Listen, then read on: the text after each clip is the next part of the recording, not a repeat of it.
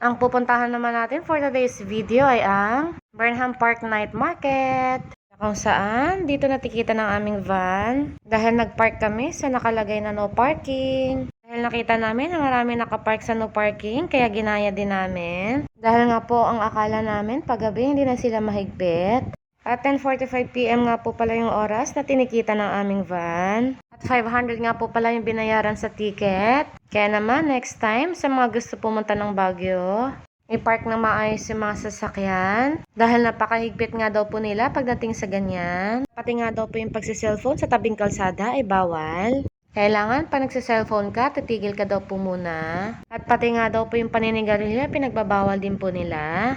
At dumating nga po pala kami dyan ng night market ng 9 PM. Dahil 9 PM nga daw po yung start nila. At pagdating nga po pala namin dyan ay mga nagsiset up pa lang po sila. Kaya naman ang ginawa muna namin ay pumunta kami sa mga kainan. Kung saan doon maraming tusok-tusok. At doon mo makikita yung mga iba't ibang pagkain. Ito nga po pala ang una-una namin nakita. Nilagang Japanese corn or tinatawag nilang yellow corn. Pero ang mas nagustuhan ko ay ang inihaw na mais. Nga po ang una-una kong binili. Talaga naman napakasarap. At matamis nga rin po pala siya for only 60 pesos. Maraming salamat nga po pala sa videographer ko, ang Ate Red. At umaambon nga po pala nang pumunta kami dyan. At kahit umaambon nga po dyan, talagang kain pa rin kami ng kain. At ang kahati ko nga po sa inihaw na mais na yan ang aking mahal dahil sobrang laki. At meron nga po pala dito iba't ibang food vendor. Meron nga rin po pala dito ang puto bumbong at yan nga po ang binilang aking ibang mga kasama. Meron din po dito mga fried noodles, parang Hong Kong style. Pero chow mein naman ang nakalagay. At meron nga rin po dito iba't ibang klase ng barbecue. Pero ang kinuha ng Kuya Mel ay ang isaw ng baboy. At ito na nga po pala ang kinakain nila, ang puto bumbong. Naalok nga po pala nila ako dyan, pero kasi ako yung tao hindi mahilig sa kakanin. Dahil ako din po yung tao hindi makanin. Dahil tayo ay diet. Meron nga rin po pala sila dyan mga Japanese cake. At meron din po sila dyan shawarma. At meron nga rin po pala sila dyan iba't ibang jelly. Tulad ng buko pandan, coffee jelly, mango, and strawberry lychee. At ayan, meron din po sila mga takoyaki. At ayan, meron din sila mga burger at another shawarma. At ayan, meron ulit barbecue at iba't ibang ulam. At meron nga rin sila dito inihaw na balot. Ito naman, iba't ibang klase ng Korean food. Tulad ng mga tempura at mga kimbap. At yung katabi naman ay yung mga chicken skin. At ito naman, mga cheese stick at dynamite. Bumalik nga po ulit kami dito para mag-take out. At ang mga pinaluto naman namin dyan ay ang isaw ng manok, paa ng manok, at pork barbecue. At ito na nga po pala ang second day namin sa apartment.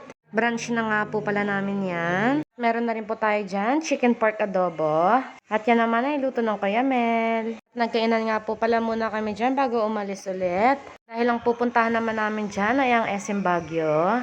Dahil sa SM nga daw po malapit yung bayaran ng illegal parking ticket. At hindi nga po pala namin dala yung van dyan. At nag-commute lang po kaming lahat. Dahil mas mahigpit nga daw po sila pagdating sa coding. Baka matikita na naman pag ginamit namin.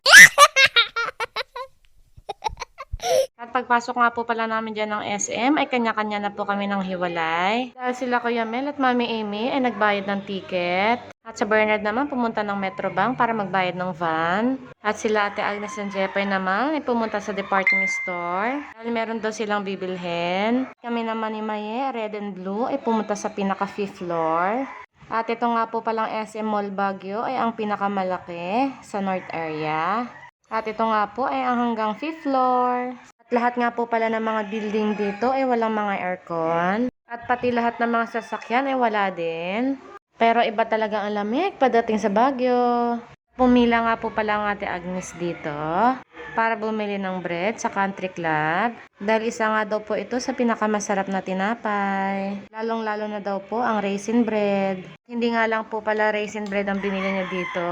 Meron din po siyang biniling banana bread at carrot bread. Kung nakikita nyo nga po yung mga tao sa mall. At sabi nga po ng Ate Agnes, sa ibang-iba na daw po ang Baguio. Dahil crowded na nga daw po sa Baguio, hindi daw tulad dati. Kahit saan ka dumaan, ay matindi ang traffic. Talaga nagkakaubusan lagi ng parking. At after nga po pala namin mag-SM dyan, ay dumiretso naman po kami ng Mines View. At ibang-iba na nga rin po pala yung Mines View dito. Dahil pagpasok mo pala ng entrance, ang unang-una mong makikita ay mga paninda. Pagpasok mo naman sa loob, ay andyan pa rin naman yung mga halaman. At yun naman ay hindi nawala. Pero konti na nga lang yung mga nagtitinda. At meron nga rin po pala sila ditong paigorot costume. At dito naman ay 50 pesos. At dito pa rin nga yung pink na kabayo. At pwede ka nga rin dito magpa-picture ng solo for only 50 pesos. At pag group picture naman ay 100 pesos. At ito na nga po pala yung sinasabi nilang Mines View.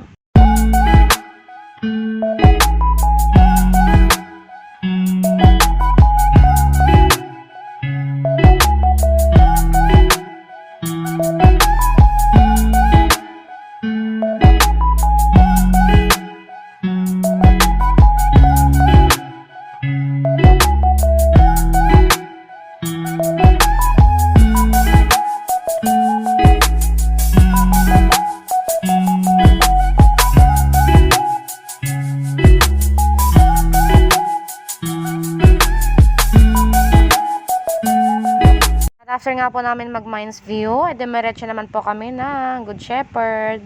At 3 PM na nga po pala kami nung dumating dyan. At pagpunta nga po pala namin dyan para bumili ng ubi jam.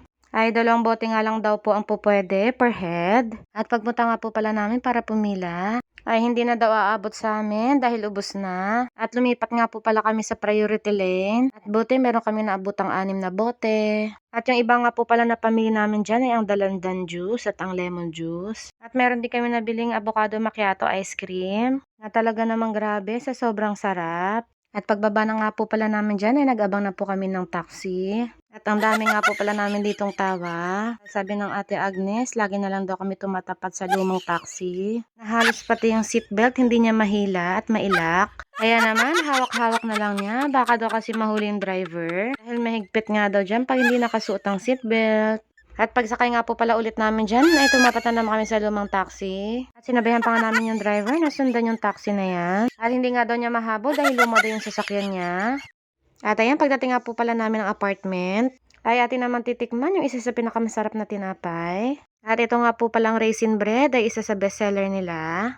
Kaya naman ito ay ating unang-unang titikman. Matikman ko nga pala ito ay masarap nga pero medyo may katamisan lang. Dahil marami nga po pala siyang raisin sa loob kaya medyo matamis. At meron nga rin po pala siya ibang lasa, yung cinnamon. Ito namang ice cream na napakasarap din. At hindi man lang nga ito natunaw pagdating namin ng apartment dahil sa malamig na panahon. After nga po pala ulit namin magpahinga dyan ay bumalik po kami uli ng Burnham Park. Dahil sabi nga namin sa mga bata na babalik na lang kami para sumakay ng bike. Dahil alam nyo naman, pag pinangakuan ng mga bata, ay talagang kukulitin ka at hindi ka patutulugin. Dahil napangakuan nga sila na sumakay dito. At ayan, sobrang happy nga nila dito. Pero ako hindi.